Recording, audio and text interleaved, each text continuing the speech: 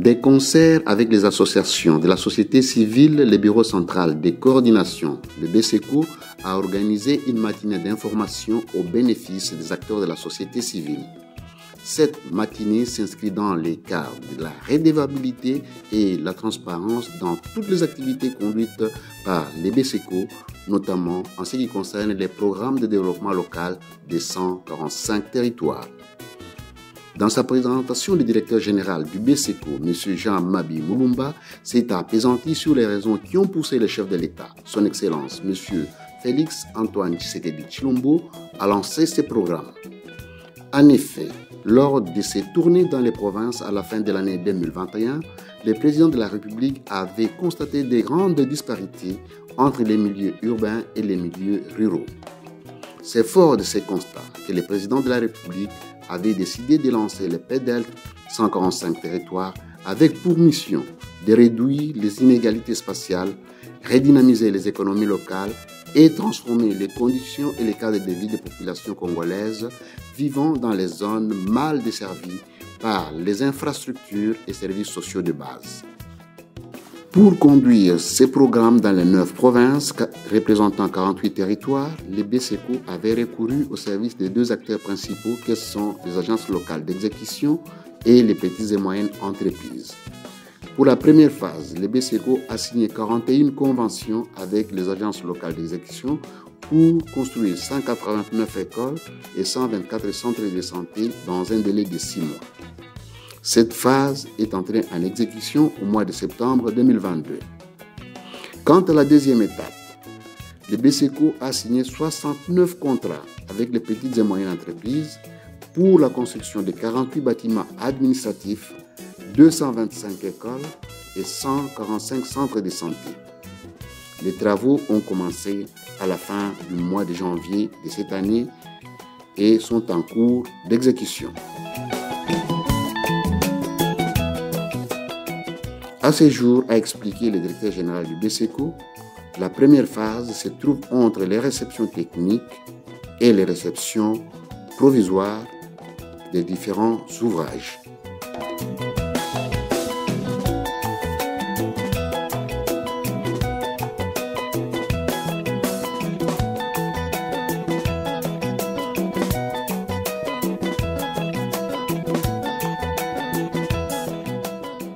Malgré les difficultés de toutes sortes, le BCECO est convaincu de recevoir toutes ces infrastructures construites par les ALE et les PME d'ici la fin du mois d'août 2023. À la fin de cette présentation, pendant plus d'1 heure, M. Jean-Mabi Mulumba a répondu à la batterie des questions des membres de la société civile.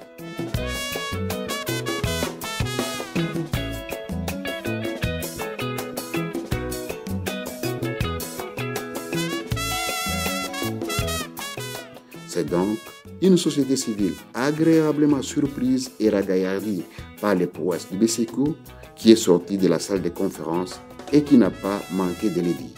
La manifestation d'aujourd'hui est une activité que nous attendions depuis longtemps, non seulement de la part du BCECO, mais de tous les autres,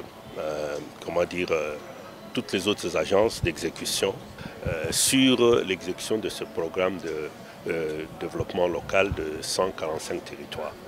Parce que c'est un programme qui est très important pour le démarrage ou l'amorce du développement dans notre pays. Et nous tenons à ce que ce programme ne capote pas, que ce programme ne connaisse pas de cas de corruption, des cas de mauvaise exécution, pour que nous ayons à le regretter.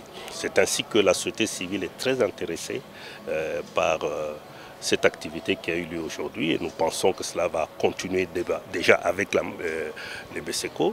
Nous avons un plaidoyer pour demander que ce programme ne reste plus seulement programme d'urgence, mais que ça devienne un programme annuel pour continuer en fait de renforcer la base afin que le développement puisse prendre place. Et c'est toujours un bon départ quand on commence à échanger. On ne peut pas mesurer la satisfaction pour une première réunion.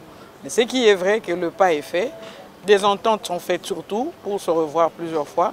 Et nous allons continuer à explorer et avoir des réponses par rapport à toutes les questions que nous avons parce que, et nous et la BESECO, nous avons le même intérêt pour que ce programme se concrétise à la satisfaction des populations.